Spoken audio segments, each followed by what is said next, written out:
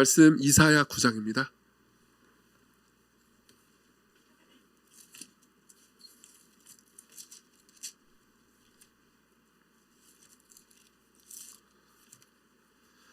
이사야 9장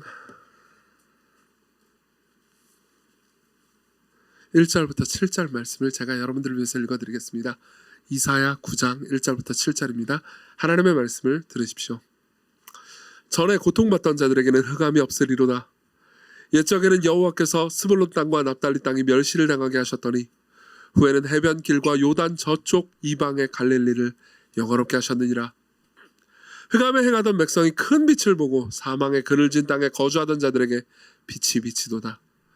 주께서 이 나라를 창성하게 하시며 그 즐거움을 더하게 하셨으므로 추수하는 즐거움과 탈취물을 나눌 때의 즐거움같이 그들이 주 앞에서 즐거워하노니 이는 그들이 무겁게 맨 멍에와 그들의 어깨와 채찍이 그 압제자의 막대기를 주께서 꺾으시되 미디안의 날과 같이 하셨음이니이다. 어지러이 싸우는 군인들의 신과 피 묻은 겉옷이 불에 섭같이 살라지리니 이는 한 아기가 우리에게 낳고 한 아들을 우리에게 주신 바 되었는데 그 어깨에는 정사를 메었고 그의 이름은 기묘자라 모사라 전능하신 하나님이라 영존하시는 아버지라 평강의 왕이라 할 것임이라.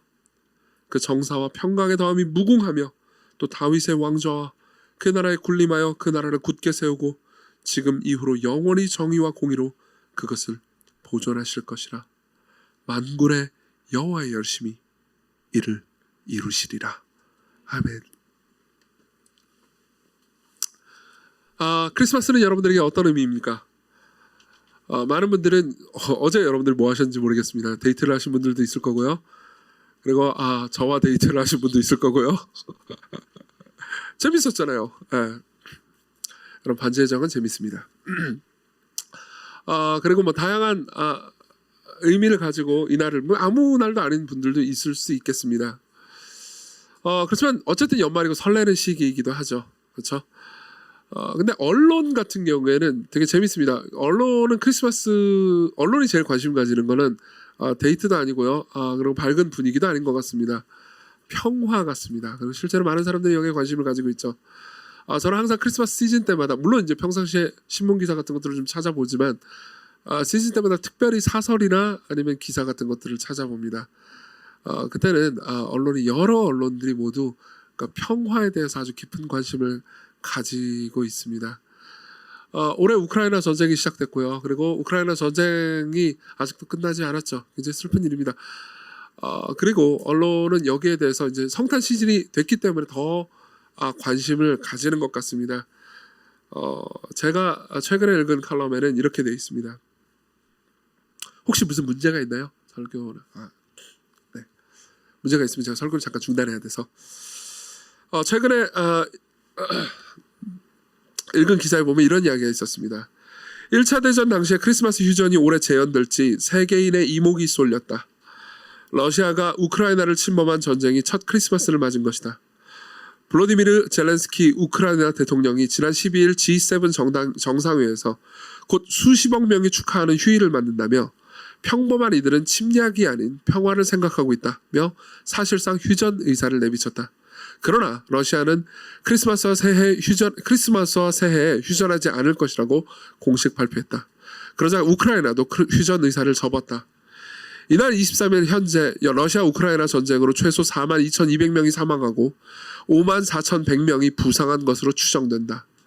전쟁으로 삶의 터전을 잃은 난민은 1,360만 명으로 추산된다 라고 말합니다.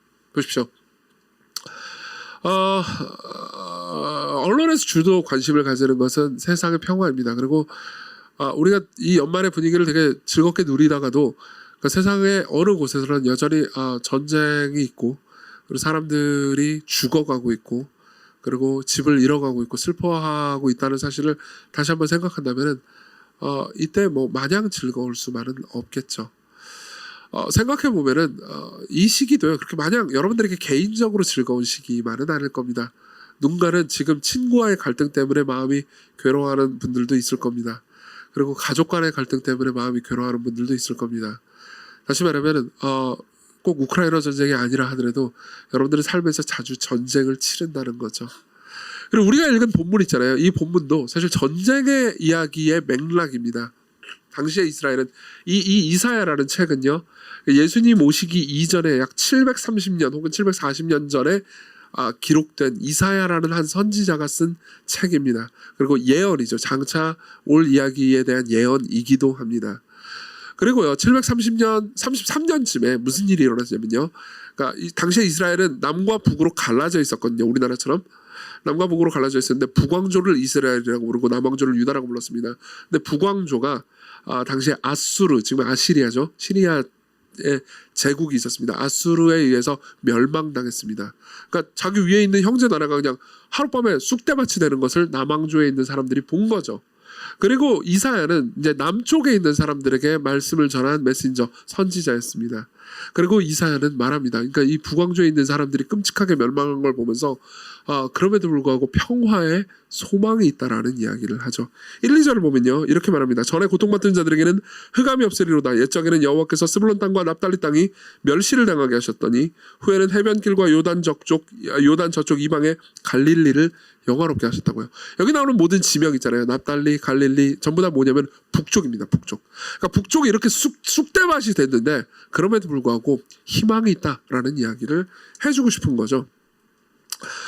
그러면은 뭐 어떤 희망이 있다는 걸까요? 그리고 이 희망은 과연 존재하긴 하는 걸까요? 뭐 어떻게 하면 이 희망을 가질 수 있을까요? 이 문제에 있어서 그러니까 이사야는요, 하나님과의 관계가 제일 중요한 것이라고 말을 해주고 싶습니다.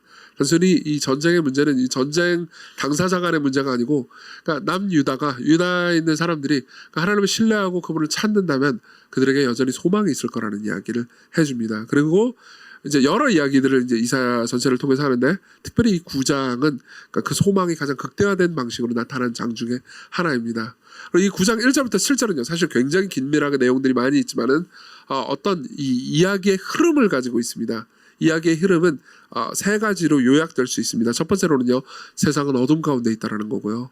두 번째로는요, 하나님께서 그 어둠을 종식시키실 거라는 것.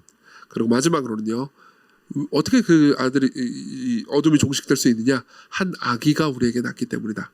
한 아기가 우리에게 나올 것이기 때문이다. 이렇게 이야기를 해주는 거죠. 자, 그러면 이 스토리보드에 따라서요, 이야기 전체를 이 1절부터 7절의 메시지를 여러분들에게 나눠보려고 합니다. 먼저는요, 세상은 어둠 가운데 있다라는 거죠. 1, 2절을 보시면요, 이렇게 얘기합니다. 전에 고통받던 자들에게는 흑암이 없으리로다. 그리고 2절에는요, 흑암에 행하던 백성이, 흑암이라는 단어가 연속으로 2번이 나옵니다. 흑암은 뭘 상징하는 걸까요? 이 이스라엘의 선지 문학에 있어서 흑암이라는 단어는 굉장히 고도의 은유입니다. 어떤 은유냐면은, 그러니까 무지하다라는, 지혜가 없다는 은유이죠. 6절에 보면은 올 이 아기가, 그러니까 이렇게 얘기합니다. 올 아기에 대해서, 이는 한 아기가 우리에게 낳고 한 아들을 우리에게 주신 바 되었는데 그 어깨에는 정사를 메고 그의 이름은 기묘자라 모사라라고 되어 있습니다. 기묘자라 모사라. 우리나라 말로는 이제 이 두 명사처럼 보이지만 실제로 히브리어에 보면은 그러니까 기묘한, 그러니까 놀라운 모사라, 그러니까 지혜자다라는 말입니다. 옛날 말에 좀 어렵죠. 놀라운 지혜자라. 그러니까 무슨 말이냐면 이런 얘기를 하고 싶은 거죠. 세상은 지혜가 없습니다. 세상은 어둠 가운데 있습니다. 암흑 가운데 있습니다. 그렇지만 하나님께서는 놀라운 지혜자를 우리에게 보내주실 것입니다. 이런 이야기를 하는 거죠. 그러면서 우리가 우리의 문제를 해결할 지혜를 우리 스스로 가지고 있지 않다라는 이야기를 하는 겁니다. 자, 이게 무슨 얘기를 하는 걸까요? 보십시오. 아까 우리가 국제 문제에 대해서 잠깐 이야기를 했으니까 국제 문제 이야기를 한번 해봅시다. 저는 이제 올해 이제 우크라이나 전쟁이 터지면서 이 전쟁에 대해서 지속적인 관심을 가지고 있었습니다. 그래서 많은 뭐 칼럼들이나 분석 기사 같은 것들을 쭉 봐왔죠. 그러면서 제가 느꼈던 좀 독특한 지점이 있었습니다. 굉장히 많은 전문가들, 즉 지혜로운 사람들이죠. 이 해당 영역, 뭐 외교나 경제나 안보 문제에 있어서 굉장히 많은 경력을 쌓은 사람들의 이야기를 들었습니다. 사실 우크라이나 전쟁이 여러분들에게 먼 이야기처럼 들리지만 지금 이렇게 물가가 굉장히 폭등하고 있잖아요. 그렇죠? 그 우크라이나 전쟁이 영향을 많이 미쳤습니다. 에너지 위기가 있잖아요. 그렇죠? 뭐 유가가 막 올라갔다 떨어졌다 난리를 치잖아요. 이것도 우크라이나 전쟁과 연관이 있습니다. 그러니까 여러분들의 삶에 밀접한 연관이 있는 거죠. 문제를 해결을 해야 됩니다. 그래서 세상의 모든 전문가들이, 세상의 많은 외교나 정치나 경제의 전문가들이 나름 분석을 쏟아냈습니다. 그리고 나름 일리가 있고 나름 고개가 끄덕여지는 그러니까 탁월한 분석들이 많았습니다. 근데 제가 느꼈던 것 중에 되게 재밌었던 거는요. 전부 다 이런 분석들을 내놓으면서 이렇게 하면 됩니다. 이렇게 하면 평화가 올 수 있습니다. 이 방법이 좋습니다라고 말을 하지만 항상 끝을 흐리는 것을 많이 보았습니다.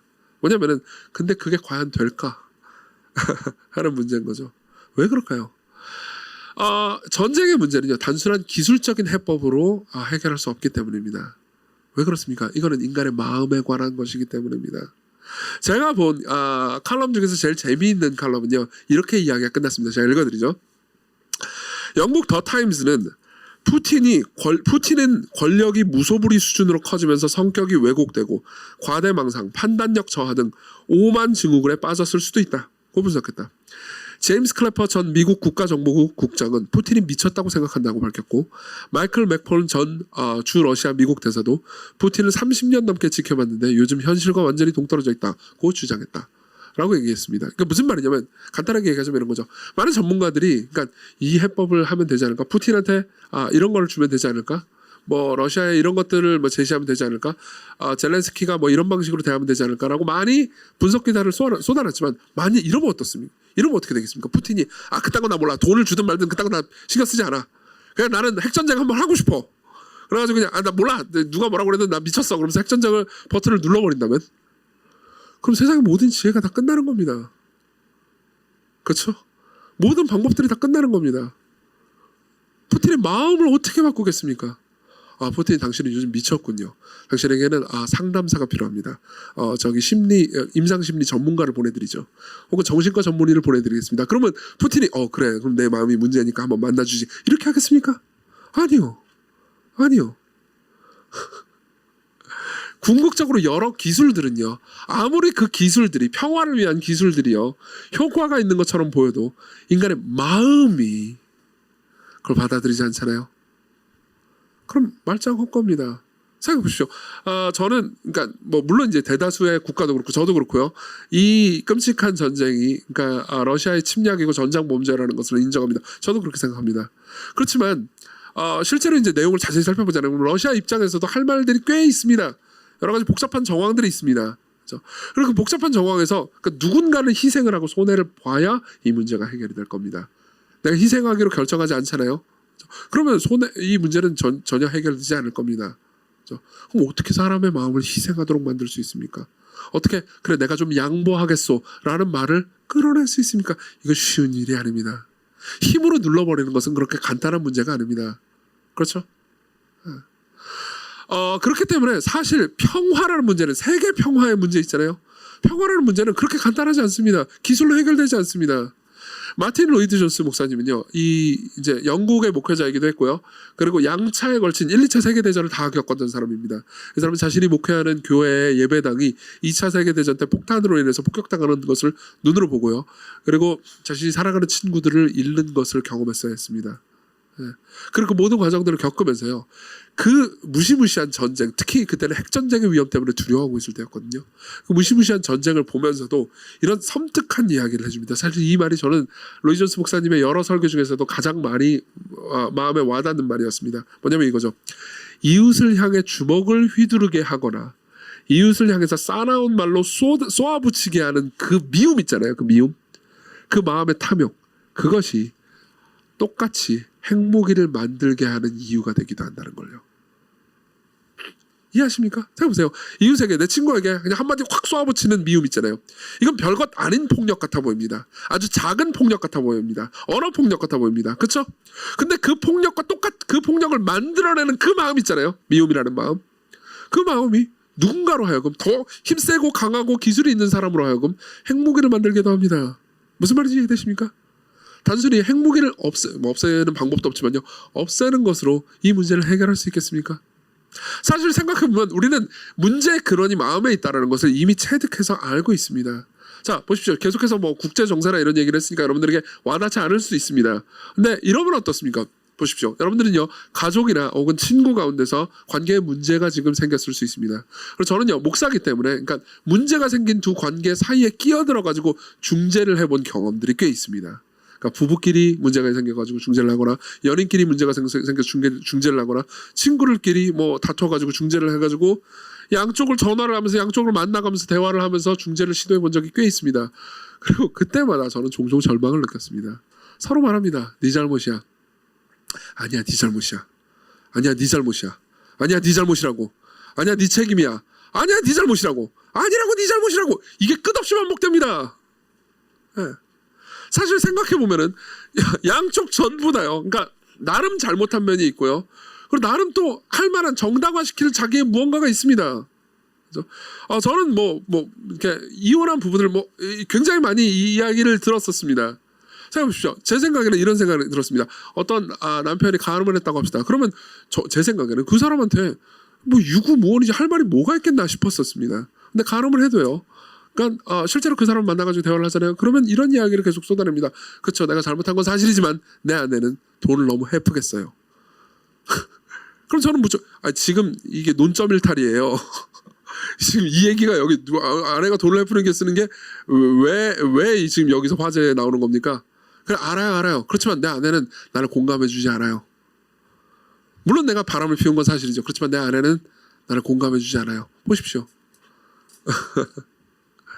이 이야기가 계속 끊임없이 반복됩니다.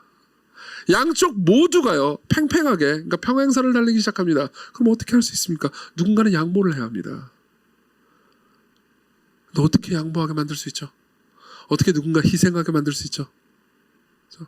이건 훨씬 더 마음에 관한 문제라는 것을 여러분들은 아시겠습니까? 이 지점에서 우리는요, 우리의 힘과 능력으로 이 문제를 해결할 수 있는 게 없다라는 걸 알게 됩니다. 저는요, 사람들에게 여러 가지 말로 사람들의 마음을 변화시키는 게 얼마나 어렵다라는 것을 가면 갈수록 심하게 경험합니다. 여러분들이 느끼실지 모르겠지만 제가 제 입으로 이렇게 말하는 것이 좀 그렇긴 하지만 저는 말을 잘하는 편입니다. 말 잘하지 않습니까? 저 원고 보지도 않고 말 되게 많이 하잖아요. 말을 잘하는 편입니다. 근데도 불구하고 사람들의 마음을 해결하기 위해서 서로 다투는 사람들의 사이에서 중재를 하기 위해서 사람들의 마음을 바꾸기 위해서 제가 가지고 있는 보잘것없는 얻는 언변이라는 게 아무런 힘도 능력도 되지 않는다는 것을 느낍니다. 네. 갑자기 화제가 바뀌는 것처럼 보이지만 여러분들이 그 노래를 아시는지 모르겠습니다. 힐 더 월드 말고 We Are the World라는 노래 아세요? 힐 더 월드라는 노래도 있죠. We Are the World라는 노래 아세요? 아주 옛날 노래인데 옛날 노래라고 여러분들 모르지 않을 겁니다. 우리 초등부 아이들도 알더라고요. We are the world, we are the children. 아시죠? 네. 이 노래는 87년도 작품인데요. 마이클 잭슨이 작사 작곡한 노래입니다. 그 노래는요, 그러니까 아프리카를 돕기 위해서 이제 세상의 평화를 가져다주는 우리가 노력합시다 이런 가사를 가지고 있습니다. 그리고 그 노래는 그러니까 당시에 미국에서 빌보드 차트 1위를 찍었던 가수 뭐 십수명이 와가지고 이제 불렀던 노래예요. 굉장히 아름다운 노래기도 하고요. 그리고 한번 들으면 잊히기 어려울 정도로 이 멜로디와 가사가 좋죠. 그 가사의 내용을 좀 제가 읽어드리겠습니다. 죄송한데 이거 좀 약간 꺼주시거나 하시면 안 될까요? 네. 혹시 추우신가요? 앞에 좀 답답하지 않으세요?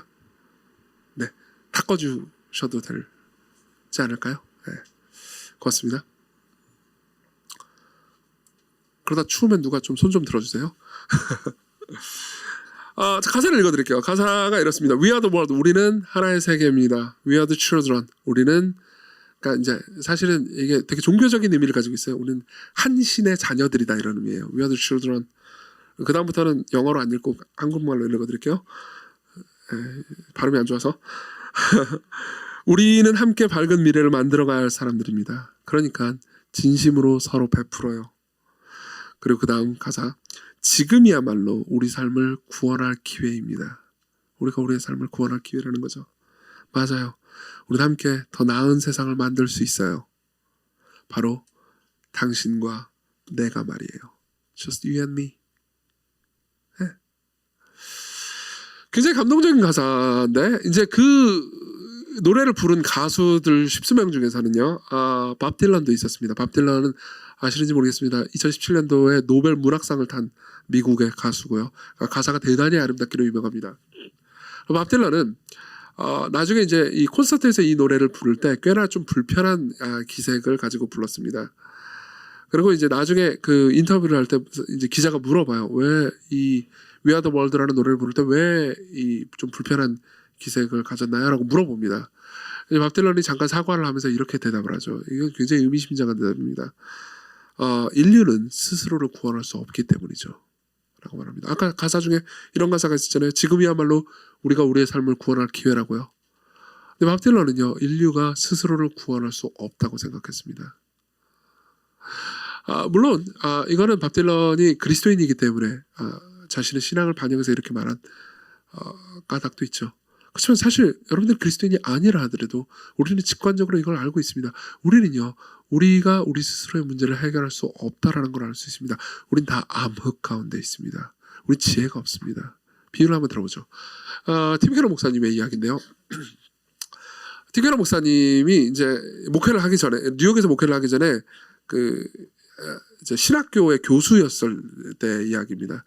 신학교에서 이제 교수로 일을 하고 있을 때 2층 집에 살고 있었대요. 1층과 2층이 있는 그 집에 살고 있고, 이제 팀 케러 목사님의 아내 캐시 켈러는 출판사에서 이제 편집자로 일하고 있었어요. 근데 출판사에 편집자로 일하는데 교수는 이제 자기가 수업 없으면 집에 있을 수 있잖아요. 그래서 집에서 자기는 이제 이 아이들을 보면서 2층에서 자기가 이제 해야 되는 일, 뭐 학교를 안 가더라도 할 일은 많으니까 뭐 글을 쓰거나 연구를 하거나 그런 일들을 종종 했다고 합니다. 그러면 이제 그 부부의 자녀는 이제 아들이 셋이거든요. 예.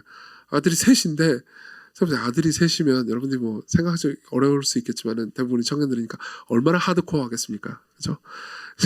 아빠가 2층에서 혼자 연구하고 있는데 아들 셋을 밑에서 잘 놀아라. 그러면 그들이 잘 놀까요? 예. 제가 이 질문을 일부 예배 때 던졌거든요. 그러니까 이제 여기 보통 이 아이들이 앉아 있는데 잘 놀까요? 그러니까 아니요라고 모두가. 예, 절대 잘 놀지 않죠. 아들 셋이 어떻게 잘 놉니까? 그럼 조금만 지나면 어떤 일이 일어나죠? 싸웁니다. 당연히 싸우죠. 그렇죠? 그러면은 팀 케러 목사님은 어떻게 했을까요? 2층에서요. 팀 케러 목사님은 일단 2층에서 1층으로 말씀을 보냅니다. 그렇죠? 말씀을 보내요. 장난감을 서로 나누어서 가지고 놀아. 아이들 입장에서는 혁명적인 아이디어 아닙니까? 아이들이 그 얘기를 듣고, 오 맞아, 우리는 이 지혜가 없었는데 이 새로운 지혜를 듣고 나니까 우리가 장난감을 가지고 놀면 되겠구나. 이제 우리는 우리의 분쟁의 해결책을 찾았다. 이랬을까요? 아니죠. 그 다음으로 말합니다. 나눠서 가지고 못하는 있으면 차례대로 가지고 놀아. 이건 역시 혁명적인 아이디어죠. 이 얘기를 듣고 우리 차례대로 가지고 놀면 되겠다. 그렇게 했을까요? 아니요. 택도 없었죠. 2층에서 1층으로 아무리 말을 던져봤자 문제는 해결되지 않습니다. 그들은 스스로의 문제를 해결할 지혜가 없습니다. 그럼 어떻게 해야 될까요? 팀 켈러 목사님의 말씀이 육신이 돼야죠. 그래요. 2층에서 1층으로 성육신할 필요가 있었습니다. 여러분, 이게 크리스마스의 이유입니다. 이게 크리스마스의 이유예요. 인간은 자기가 가지고 있는 문제를 스스로 해결할 수 있는 능력이 없었습니다. 7절은 뭐라고 말하는지 아십니까? 그 오실 메시아 예수 그리스도에 대해서 막 소개하면서요, 마지막에 이렇게 얘기합니다. 만군의 여호와의 열심히 이 평화를 이루실 거라고요. 뭘 의미하는지 아십니까? 인간은 스스로 이 문제를 해결할 능력이 없다. 하나님이 열심을 내셔야 한다. 하나님께서 먼저 일하셔야 한다. 그렇지 않으면 이 문제를 해결할 방법은 인간 스스로에게는 없다라는 얘기입니다. 인간 가운데 있는 분쟁을 인간은 해결할 수 없었습니다. 생각해보세요. 여러분들 가운데 있는 분쟁도 여러분들이 해결할 수 없습니다. 여러분들은 외부의 도움이 필요합니다. 우리는 무지합니다. 우리는 암흑 가운데 있습니다. 우리는 뭐가 필요합니까? 빛이 필요합니다. 그게 크리스마스 이유예요. 두 번째로 넘어가죠. 그럼 하나님께서 이 어둠을 종식시키기 위해서 아들을 보내셨습니다. 네. 그럼 하나님께서 어떻게 이 어둠을 종식시킨다는 말입니까? 어떻게 이 모든 것을 하십니까? 자, 4, 5절을 보면요, 그 내용이 나옵니다. 4, 5절을 제가 빠르게 읽어드리겠습니다. 이는 그들이, 그러니까 이제 장차 회복될 날, 평화의 날이 올 거라는 약속이 3절에 있습니다. 3절에 있고요. 그 이유는 뭐냐면은 그들이 무겁게 맨 멍에와 그들의 어깨의 채찍과 그 압제자의 막대기를 주께서 꺾으시되 미디안의 날과 같이 하셨음이니이다. 어지러이 쌓여놓은 군인들의 신과 피 묻은 겉옷이 불에 섭같이 살라지리니. 말이 좀 어려워 보이지만 이 내용들은 전부 다 그러니까 무기들이 사라질 거라고 말합니다. 무기들이 사라질 거라고 합니다. 여기 보면 여기 나오는 멍에 있잖아요. 멍에, 채찍, 막대기, 군인들의 군화, 그리고 피 묻은 갑옷, 전부 다 뭡니까? 무기들입니다. 무기들이 불타버릴 것이다. 이 내용이 뭘 의미하는지 아십니까? 예, 얼핏 보면은 하나님 나와가지고 무기들 다 모아가지고 불태워버린다는 얘기처럼 들립니다. 그렇지만 이사야 전체를 보잖아요. 그럼 이 말은요, 더 이상 무기가 필요 없는 세상이 올 거라는 말입니다. 예, 다른 이사야서 2장에 보면 이런 말씀이 있습니다. 제가 읽어드리죠. 그가 하나님이요 열방 가운데 판단하시며 많은 백성을 판결하시리니 무리가 그들의 칼을 쳐서 보습은 쟁기를 말합니다. 농기구죠. 칼을 쳐서 쟁기를 만들고 그들의 창을 쳐서 낫을 만들 거라고 말합니다. 칼과 창은 무기입니다. 근데 칼과 창을요, 대장장이가 쳐서요, 이제 칼과 창이 더 이상 필요가 없기 때문에 농기구로 만들어버릴 겁니다. 무슨 말입니까? 무기가 필요 없는 세상이 되는 거죠. 무기가 필요 없는 세상이라는 게 뭘 의미합니까? 적의가 사라진 세상을 의미하는 거죠. 적의요. 상대방을 미워하는 마음, 적대감이요. 그죠? 아까 제가 말씀드렸듯이 인류가 가지고 있는 문제를 인류가 해결할 수 없는 가장 큰 이유는요, 인류 안에 문제가 있기 때문입니다. 밖에 문제가 있는 게 아닙니다. 마음 안에 있습니다. 우리의 문제는 우리 안에 있습니다. 그리고 우리 안에 있는 적대감이, 그죠? 이웃을 향해서 독한 말을 쏘아내게 하는 그 적대감이 똑같이 행복이를 만들 수 있고, 그리고 그 적대감 때문에 우리의 삶이 어지럽거나 고통스럽거나 괴로워하는 것이 됐다는 거죠. 그리고 하나님께서는 어떤 약속을 주냐면요, 이 무기가 사라질 것이다라는 말을 통해서요, 하나님께서 우리의 마음을 변화시킬 거라고는 약속을 하는 거죠. 단순히 이것은요, 무기를 없애겠다, 온 세상에 있는 무기 공장을 전부 다 폭파시켜버리겠다라는 의미가 아닙니다. 우리가 더 이상 무기를 필요로 하지 않을 정도로 우리의 마음을 변화시켜야겠다 라고 말씀하신 거죠. 생각해 보십시오. 하나님의 해결책은 이거였습니다. 하나님의 해결책은요, 단순한 어떤 국제 정세를 변화시키는 것이 아니었습니다. 어떤 심리적인 효과를 가지고 어떤 다른 약물이나 이런 것들을 제시하는 것도 아니었습니다. 하나님의 해결책은요, 우리가 기쁨으로 저기를 거두는 것, 그렇죠? 우리가 낮아지는 거였습니다. 이건 되게 중요합니다. 왜 그런지 말씀드릴게요. 사실 이건 이사야 전체의 가르침을 염두에 두어야 이해가 될 수 있습니다. 이사야 전체는 이런 메시지를 전합니다. 우리가 가지고 있는 문제 있잖아요. 우리가 가지고 있는 불화의 문제, 여러분들의 친구들이나 가족끼리나 혹은 우리가 겪고 있는 모든 이 전쟁과 불화의 문제 있잖아요. 이 불화의 문제의 근원은요, 우리가 사람들끼리 잘못된 관계를 가졌기 때문이 아니라 하나님과의 관계에 문제가 생겼다고 말합니다. 우리가 하나님과의 관계에서 문제가 생겼기 때문에 우리는 적대감을 가지게 됐다는 거죠. 왜 그런지 말씀드리죠. 자, 봅시다. 원래 태초에 하나님께서 우리를 만드셨습니다. 하나님께서 우리의 삶을 계속해서 돌보셨죠. 우리에게 모든 것들을 공급해 주셨습니다. 아담과 하와는 그 공급 안에서 자유롭고 기쁨으로 살 수 있었습니다. 그렇지만 아담과 하와가 뭘 선택했습니까? 스스로 하나님처럼 높아지기를 선택했습니다. 스스로 신이 되기를 원했습니다. 그래서 어떻게 됐죠? 오히려 그들은요, 하나님을 버렸습니다. 하나님을 버린 까닭에요, 그들은요, 더 이상 자신을 돌봐주시고 자신을 사랑해주는 하나님을 가지지 못하게 됐죠. 어떻게 됐습니까? 스스로가 신이 되긴 했습니다. 그렇지만 생각해보세요. 삶을 살면서 내가 손해를 볼 일이 있을 수 있지 않습니까? 그때 그럼 내가 화해를 위해서 기꺼이 손해를 보잖아요. 그럼 누가 갚아준단 말입니까? 그렇죠? 보세요. 아까 제가 말씀드렸듯이 문제가 해결되기 위해서는 자기가 가지고 있는 주장을 좀 내려놓을 필요가 있습니다. 조금 희생해야 됩니다. 근데 생각해보세요. 여러분들이 살면서 희생을 합니다. 근데 여러분들에게 하나님이 없어요. 여러분들에게는 죽은 이후에 여러분들이 겪은 모든 희생을 보상해 줄 신도 없고, 여러분들이 겪은 모든 슬픔을 위로해 줄 신도 없습니다. 그럼 내가 왜 이 땅의 삶을 살면서 희생을 하고 사람들을 섬겨야 한단 말입니까? 그럴 필요가 없는 거죠. 그렇죠? 아이들하고 얘기를 하잖아요. 그러면요, 이게 꼭 우리 애들 얘기는 아니라고 생각하셔야 됩니다. 제가 아이들 얘기를 한다고 해가지고 꼭 우리 집 애들이라고 생각하지 마세요. 보편적인 아이들이 그렇다는 거예요. 우리 집 애들일 가능성도 있죠. 그러니까 제 딸들한테 가가지고 너 그랬다며 그러지 말라고요. 자, 보십시오. 아이들이 종종 이럴 때가 있습니다. 아이들에게 과자를 사줍니다. 그러면 소중한 과자들이 있죠. 예컨대 나초 같은 과자들이 있습니다. 소중하죠. 그리고 이제 다른 아이들하고 나누라고 이제 나초를 가져갈까, 교회에서 가져갈까, 뭐 누구한테 줄까 이런 얘기들을 해줍니다. 그럼 아이들이 뭐라고 할까요? 안 돼! 당연하죠. 당연하죠. 그때 그러면은요, 부모는 어떻게 설득할 수 있습니까? 어떻게 설득할 수 있습니까? 너에게는 나초를 또 사줄 아빠가 있단다. 그렇죠? 물론 그런다고 해가지고 쉽게 설득이 되지는 않습니다. 근데 설득은 계속해서 그렇게 하는 거죠. 아까 팀 캐러 목사님의 예화로 다시 돌아가 볼까요? 보세요. 남자아이 셋이 있습니다. 초등학교도 들어가지 않은 남자아이 셋이 있어요.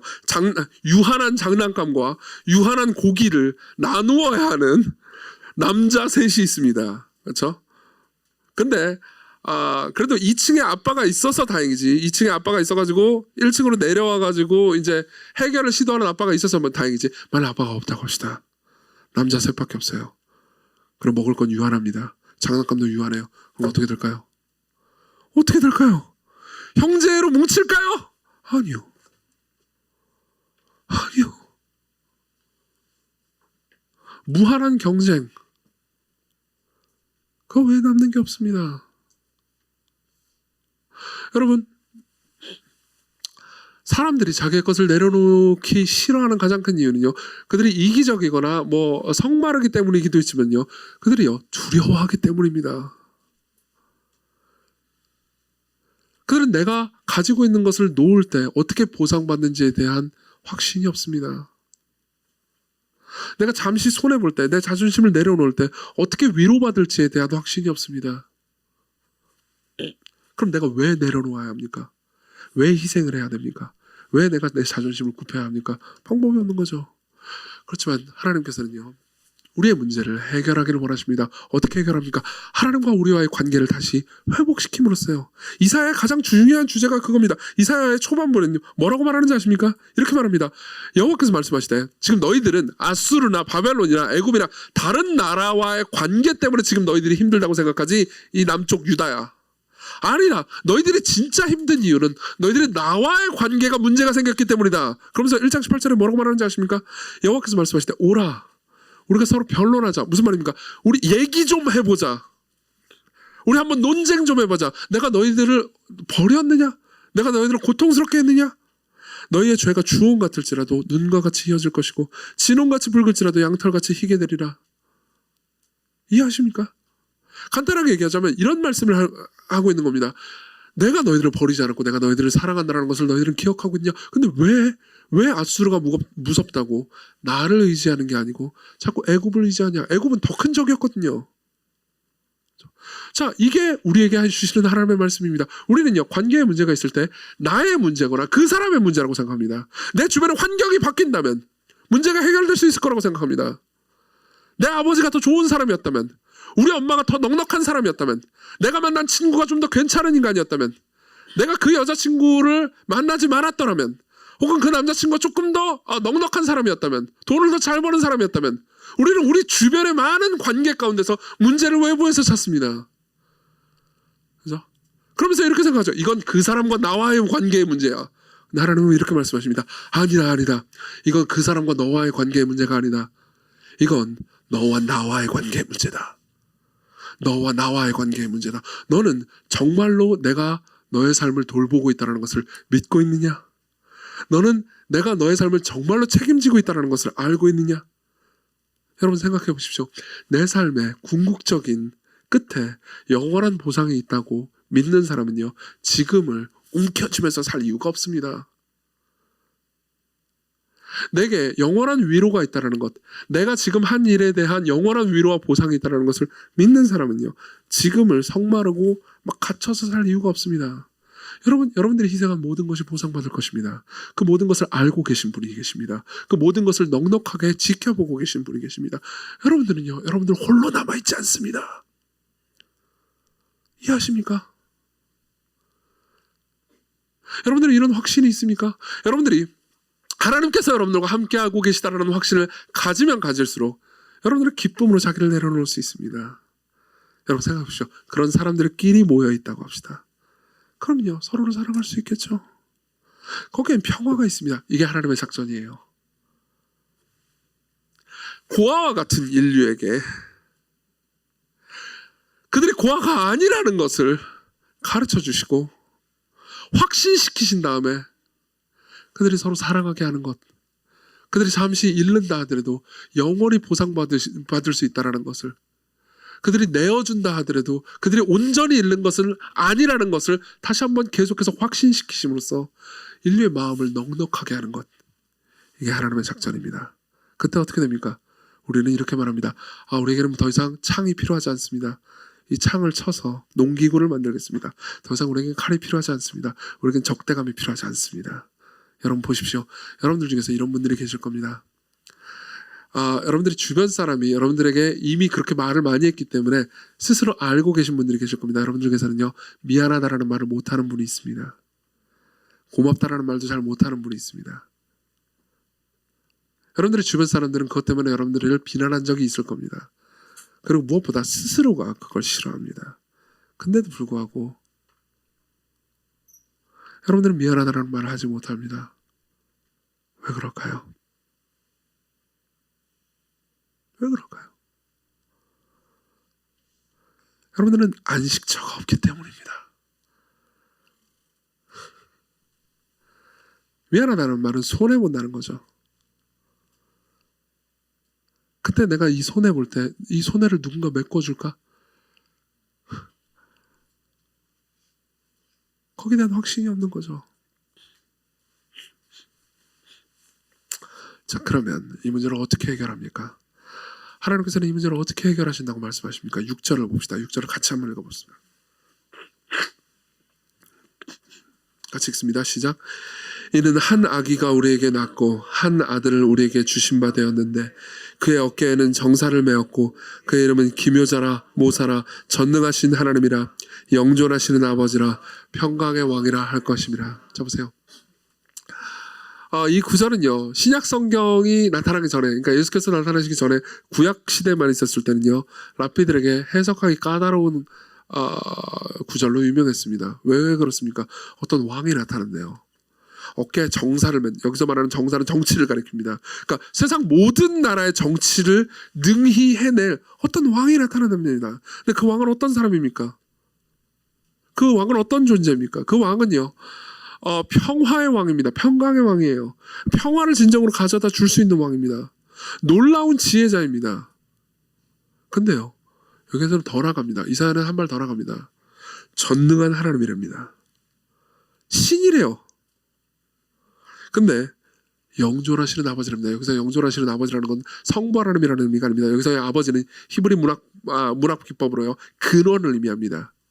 근원이요. 이 존재는요, 누가 만들어낸 존재가 아닙니다. 스스로 존재하는 존재라고요. 영원한 근원이라고요. 그죠? 그러면 누가 봐도 하나님입니다. 하나님 그 자신이에요. 근데 그 하나님이요, 6절의 초반부에는요, 아기라고 말합니다. 아기라고 말해요. 구약을 해석하는 랍비들은요, 이 말을 이해하지 못했습니다. 아기가 온다고? 근데 그 아기가 신이라고? 뭔 소리야? 그죠? 그리고 신약에 이르러서야 이분이 하나님이 사람이 되셔서 이 땅에 오신 예수 그리스도라는 걸 사람들이 알게 됐죠. 이후 700년이 지난 후에 알게 됐습니다.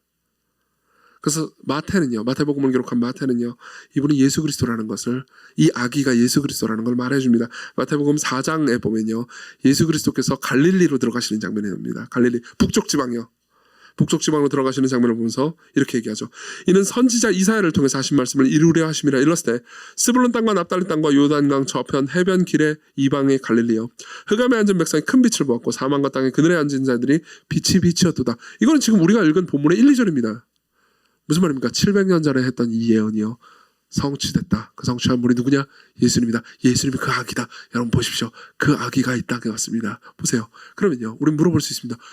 하나님이 사람이 돼서 아기의 모습으로 이 땅에 오셨다는 사실이 왜 이 모든 문제를 해결할 수 있습니까?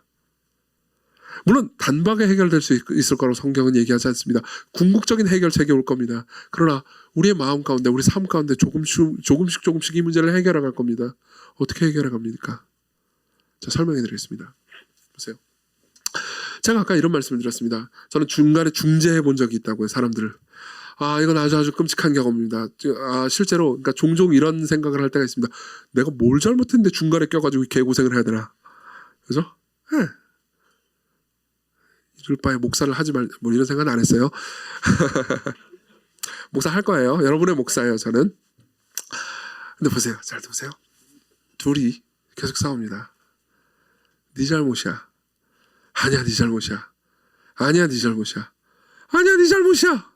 아니야, 네 책임이라고. 아니야, 네 책임이야. 끝도 없이 싸웁니다. 네 책임이야, 네 책임이야. 아니야, 네 책임이야. 아니야, 네 책임이야. 근데 한 명이 이렇게 말합니다. 그래, 내 책임이야.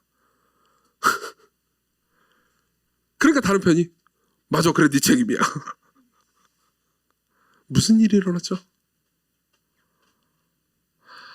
한 명이요, 둘 중에 한쪽이 약해지기로 결정했습니다. 둘 중에 한쪽이 취약해지기로 결정했습니다. 자, 보세요. 여러분들이 누군가 계속 싸우고 있다면요, 누군가 불화하고 있다면, 여러분들은 알고 있습니다. 뭘 알고 있냐면요, 그쪽의 잘못이 한 80%, 90%가 잘못됐다고 치더라도 내 쪽의 잘못도 10% 정도는 있다는 걸. 그렇죠? 그리고 그쪽이 하는 말 중에서 최소한 10% 정도는 내가 들을 말이 있다는 걸 알고 있습니다. 알고 있잖아요. 그렇죠? 근데 우리는 계속해서 그 80%를 봅니다. 그래서 분노합니다. 그러다가 갑자기 한쪽이요, 둘 중에 한쪽이 약해지기로 결정했습니다. 그래서 10%를 봅니다. 그러면서 말하는 거죠. 맞아, 내 책임이야. 내가 잘못했어. 이건요, 한쪽이 취약해지기로 결정하는 겁니다. 자, 보십시오. 아까 제가 여러분들에게 이런 말씀을 드렸습니다. 여기 계신 분들 중에서는요, 미안하다라는 말이나 고맙다라는 말을 잘 못하는 분들이 계십니다. 왜 그런지 아십니까? 아까도 말씀드렸지만요, 여러분들 의지할 곳이 없어서 그렇기 때문이기도 합니다. 그렇지만 또 다른 측면에서는 이런 측면도 있습니다. 보세요. 여러분들은요, 약해지기가 싫습니다. 내가 미안하다고 말하는 순간 나는 그 사람 앞에서 약해집니다. 내가 기가 눌리는 것 같습니다. 내가 고맙다고 말하는 그 순간 나는 상대방에게 빚을 진 느낌이 듭니다.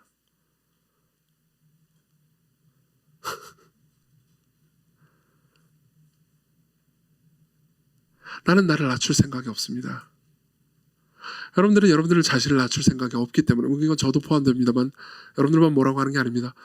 우리는 우리를 낮출 생각이 없기 때문에요, 미안하다는 말도 고맙다라는 말도 하지 못합니다. 상대방의 진심 어린 호의도 있는 그대로 받아들이지 못합니다. 어떻게 되죠? 고독해지는 거죠. 여러분, 여기서 관계를 회복하려면 어떻게 해야 됩니까? 자기를 연약하게 만들어야 합니다. 취약하게 해야 합니다. 여러분, 모든 관계는요, 한쪽이 취약해짐으로써, 연약해짐으로써 관계가 성립됩니다. 아까 제가 말씀드렸잖아요. 계속해서 서로 네 책임이야, 네 책임이야 공방이 벌어지다가 한쪽이 그래, 내 책임이야 라고 말하는 순간 그럼 바로 문제가 해결되나요? 아니요, 그렇지는 않습니다. 다른 한쪽이 이렇게 말할 수 있습니다. 네 책임인 걸 이제나 깨달았냐? 그러면 내 책임을 인정했던 나는 분노하죠. 하지만 계속해서 그래, 내 책임이야 라고 말합니다. 그럼 어떻게 되죠? 관계가 서서히 회복되기 시작합니다. 최소한 관계가 더 악화되지는 않죠. 그때 무슨 일이 일어납니까? 내가 한쪽이 손해를 보기로 결정을 하는 겁니다. 한쪽이 약해지기로 결정을 하는 겁니다. 모든 커뮤니케이션은 한쪽이 약해지면서 시작된다는 것을 알고 있습니까? 모든 의사소통과 화해는요, 모든 평화는요, 한쪽이 약해져야 합니다. 한쪽이 자기가 가지고 있는 것을 내려놓아야 합니다. 그렇죠? 나는 저 사람과 이야기하고 싶습니다.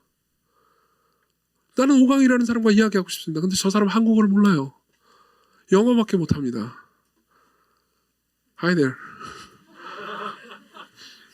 그러면 저는 발음이 별로 안 좋은 영어로 말을 시작해야 됩니다. 저는 자유롭게 말할 수 없습니다. 저는 영어로 자유롭게, 저는 한국말로 제 모든 생각을 다 말할 수 있지만 영어로는요, 화가 났는데 말을 못하고 어버버버 해야 됩니다. 그럼 제가 낮아져야 되죠. 약해져야 됩니다. 저는 취약해져야 합니다. 둘이 싸웁니다. 그럼 화해를 원하는 쪽이 먼저 약해져야 합니다. 그렇죠? 왜 싸우는데 화해를 못합니까? 먼저 전화해서, 상대방이 전화해 주기를 기다리기 때문이죠. 먼저 전화해서 내가 잘못했어라는 말을 하고 싶지 않습니다. 왜냐하면 내가 약해져야 하기 때문이죠. 먼저 미안하다라는 말을 하는 것과 먼저 고맙다라는 말을 하는 것은요, 내가 취약해지는 일입니다. 자, 봅시다. 여기서 이제 하나님의 문제가 시작됩니다. 하나님이 인간을 만들었습니다. 인간은 하나님께 대들고 신의 자리에 오른다고 했습니다. 그리고 인간은 신을 쫓아냈죠. 그리고 스스로 신이 되기로 했습니다. 근데 문제는요, 인간이 스스로 신이 되기로 선택했지만 인간이라는 존재는요, 진짜 신만큼, 진짜 하나님만큼 전능하지도 않고 지혜롭지도 않습니다. 다시 말하면 팀 켈러의 아들 꼬마의 3명이 내가 온 우주를 다스리겠어 라고 말하는 것과 똑같죠. 우주는 망가져갑니다. 자신의 삶도 망가져갑니다. 그렇죠? 하나님께서는 이 망가져가는 이 모든 것을 보면서요, 이들을 사랑하시기 때문에 해결하시려고 하셨습니다. 해결해주고 싶었어요. 그럼 어떻게 해야 됩니까? 하나님한테는 2가지 선택밖에 없습니다. 이 모든 인간들을 다 리셋해버리고 죽여버리고 끝내든지, 아니면요, 그들이 알아듣게 말을 하든지요. 하나님은 인간에게 잘못한 게 없습니다. 근데 인간은 하나님한테 잘못했다고 사과하지 않습니다. 하나님은 찾지도 않습니다. 그럼 어떻게 해야 됩니까? 하나님이 찾으셔야 되는 방법밖에 없는 거죠. 자, 이게 크리스마스입니다. 신이 인간이 됐습니다. 무슨 말입니까? 신이 취약해지기로 결정했습니다. 하나님이 약해지기로 결정한 겁니다. 하나님이 상처받을 수 있는 존재로 이 땅에 오셨습니다. 불멸하시는 분이, 절대로 죽으실 수 없는 바로 그분이 죽을 수 있는 존재로 오셨습니다.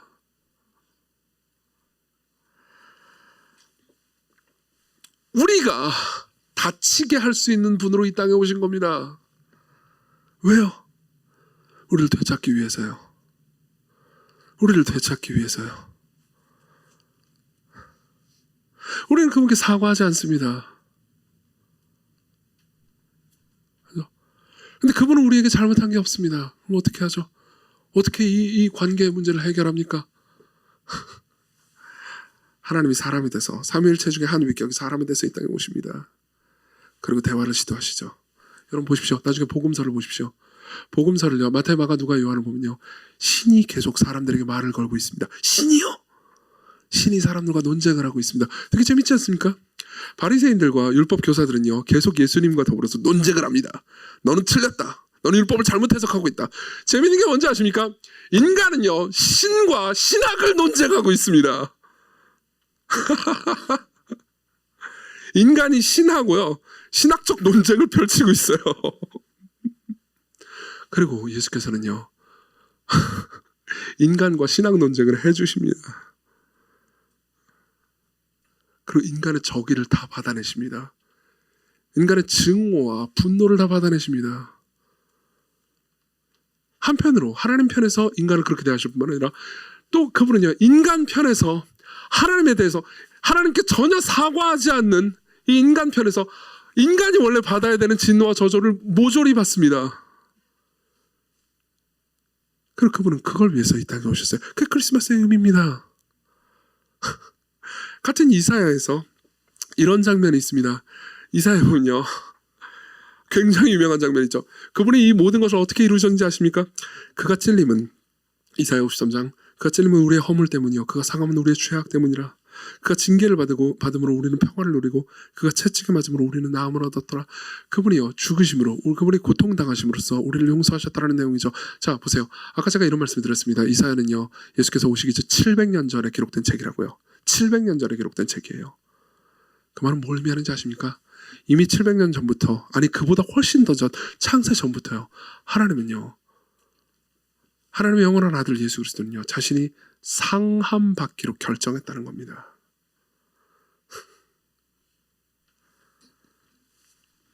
맥스 루케드의 말입니다.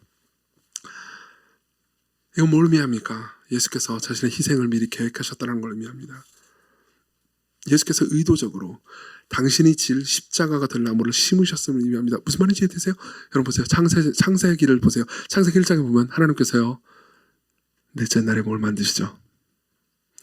여러 과일들이 생기는 나무를 만듭니다. 맞죠? 나무를 그분이 만드셨습니다. 그리고 그 나무에 그분이 달리셨습니다. 그분은 자신이 그 나무에 달리실 걸 알면서도 나무를 만드셨습니다.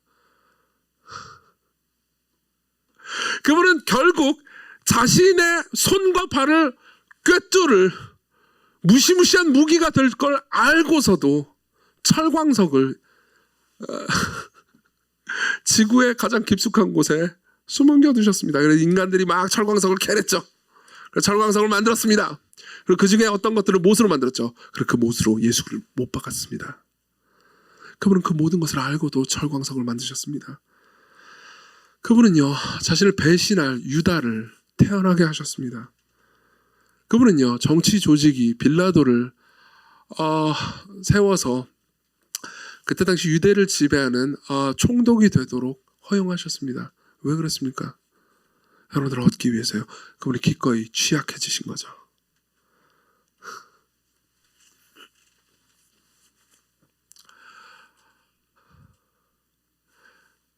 여러분들이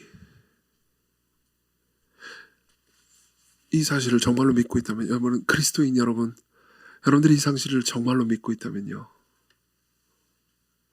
여러분들은 사람들 앞에서 자신을 낮출 수 있습니다.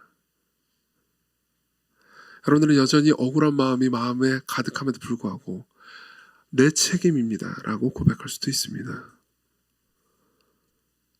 그분이 여러분들을 위해서 하신 일이 여러분들을 훨씬 더 넉넉하게 만들 수 있습니다.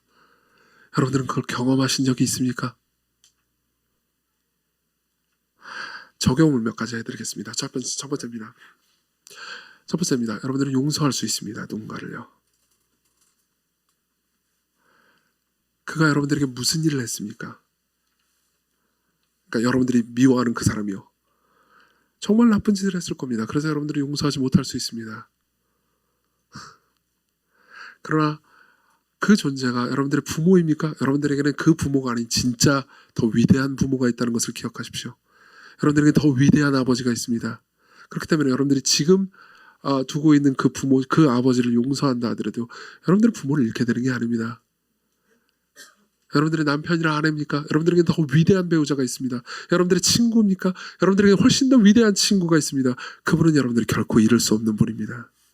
심지어 여러분들은 그분을 때때로 서운하게 하거나 적대시한다 하더라도 그분은 여러분들을 버리지 않으실 겁니다. 그분은 여러분들과 화해하기 위해서 찾아오셨습니다. 먼저 자신을 낮추신 분이 여러분들을 버리시겠습니까? 아니요.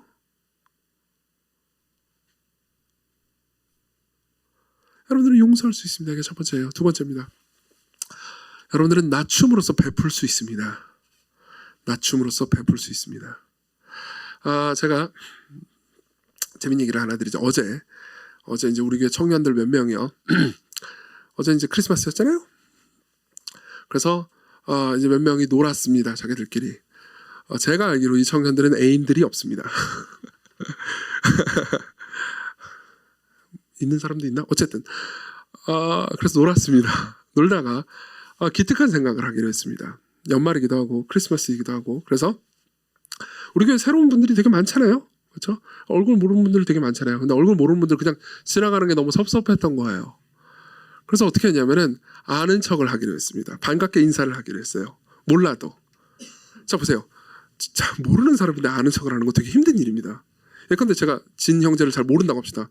근데 막 반갑게 딱 아는 척하면 진 형제가 아이고 그럴 수도 있지만 뭐야 너 뭔데 너 이럴 수도 있잖아요. 게다가 그게 상대방이 이성이라면 뭐야 나한테 작업 거는 거야? 꺼져 이렇게 말할 수도 있잖아요. 보세요. 같은 교회 예배를 같이 드렸다 하더라도 모르는 사람한테 아는 척을 하는 건요 어떻게 하는 겁니까? 자기를 낮추는 겁니다. 맞죠? 자기를 취약하게 만드는 겁니다. 자기 자신을 연약하게 만드는 겁니다. 맞죠?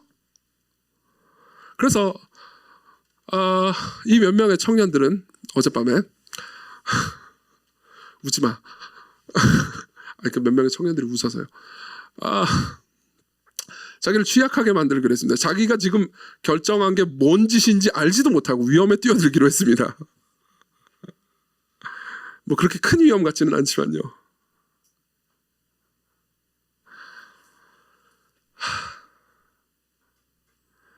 나중에 모르는 사람이 아는 척하면 그 사람인가? 이렇게 생각하지 마세요. 반갑게 웃어주세요.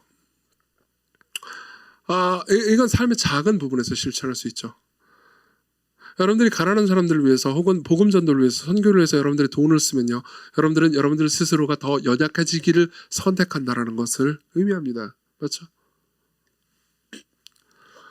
그분이 여러분들을 위해서 하신 일을 안다면 여러분들은 그것을 선택할 수 있을 겁니다. 하나만 더 말씀드리고 끝내겠습니다. 그분이 예수 그리스도께서요, 여러분들과 화해하시기 위해서, 여러분들과 화평하시기 위해서 자기를 이렇게 낮추신 것이 사실이라면, 그리고 지금도 여러분들과 화해하면서 여러분들과 계속 교제하기를 그토록 간절히 원하신다면요, 그렇죠? 여러분들이 자기 자신의 죄와 연약함과 문제를 그분께 가지고 나가지 않는다면 여러분들은 정말 자기중심적인 사람일 겁니다. 그렇죠?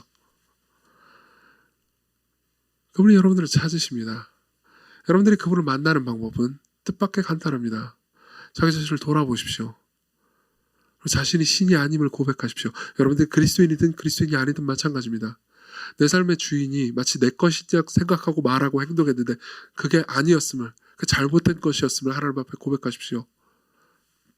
그래서 내가 고아와 같이 살았음을 고백하십시오. 그래서 내 인생이 종종 비참하게 느껴졌음을 고백하십시오. 그리고 회개하십시오.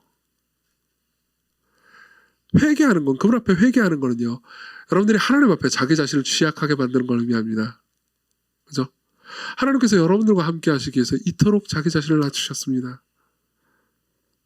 여러분들이 그분 앞에 자기 자신을 낮추는 것은 거기에 비하면 아무것도 아닐 겁니다. 그리고 그로 인해서 얻는 기쁨 역시 어마어마할 겁니다. 여러분들은요, 하나님과의 평화를 누릴 수 있습니다. 여러분들이 하나님과의 평화를 누릴 때, 여러분들이 사랑받는다고 확신할 때, 여러분들이 그분의 사랑 안에 안식하고 있다고 확신과 기쁨에 충만할 때, 여러분들은요, 남들을 위해서 희생하는 걸 아무것도 아닌 걸로 여기게 될 겁니다. 여러분들은 그 구주를 가지고 있습니까? 여러분들은 여러분들을 위해서 자신을 낮추신 예수 그리스도를 보신 적이 있습니까? 그분이 여러분들을 부르십니다.